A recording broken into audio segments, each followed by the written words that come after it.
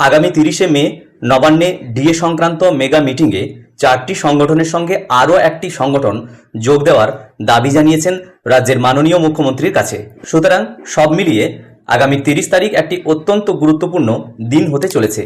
তো কোন 4টি সংগঠন রয়েছে এবং নতুন কোন সংগঠন এবং কেনই বা তারা যোগ দেওয়ার দাবি জানিয়েছেন সেই সংক্রান্ত এই প্রতিবেদনটি পাওয়ার পয়েন্টের আকারে আপনাদের সঙ্গে শেয়ার করার চেষ্টা করব।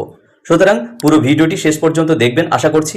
ভালো লাগলে অবশ্যই লাইক করবেন এবং আগামী 30 তারিখ সংক্রান্ত আপনার মূল্যবান বক্তব্য কমেন্ট বক্সে অবশ্যই রেখে যাবেন। তো আগামী 30শে মে নবান্নে ডিএ সংক্রান্ত বৈঠকে প্রধান 4টি সরকারি কর্মচারী সংগঠনকে আমন্ত্রণ জানিয়েছেন রাজ্যের নতুন সরকারের মাননীয় মুখ্যমন্ত্রী শুভেন্দু অধিকারী মহাশয়।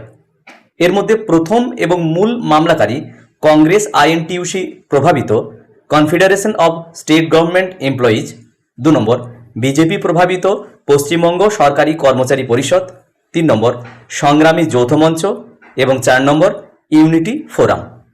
এবার এই মেগা বৈঠকে তাদেরও যোগদান করতে দেওয়ার দাবি তুলল কোঅর্ডিনেশন কমিটি প্রভাবিত সংগঠন। সরকারি কোষাগার থেকে বেতনপ্রাপ্ত শ্রমিক, কর্মচারী, শিক্ষক শিক্ষিকা এবং শিক্ষাকর্মীদের যৌথ মঞ্চের নামে এ ব্যাপারে মুখ্যমন্ত্রীকে চিঠি পাঠানো হয়েছে।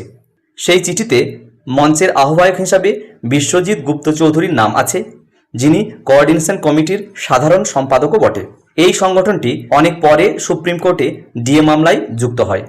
কোঅর্ডিনেশন কমিটি প্রভাবিত সংগঠনটি মাননীয় মুখ্যমন্ত্রীকে দেওয়া চিঠিতে জানিয়েছেন তারা ডিএ নিয়ে আদালতে লড়াই করেননি, কিন্তু তারা আগের সরকারের কর্মী স্বার্থবিরোধী পদক্ষেপের বিরুদ্ধে রাস্তায় নেমে আন্দোলন করেছে। তার জন্য তাদের অনেক নেতা এবং কর্মীকে শাস্তির মুখে পড়তে হয়েছে।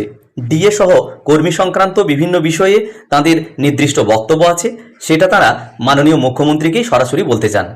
এদিকে কনফেডারেশনের নেতা তথা মূল মামলাকারী মলয় মুখোপাধ্যায় সোমবার জানিয়েছেন বৈঠকের ব্যাপারে নবান্ন থেকে কয়েকদিন আগে তাদের কাছে বার্তা এসেছে, তবে কখন এবং কোথায় এই বৈঠক হবে তা নিয়ে লিখিতভাবে কিছু জানানো হয়নি। সুতরাং সব মিলিয়ে রাজ্যের কর্মচারী মহলের আগামী 30 তারিখের দিকে চোখ।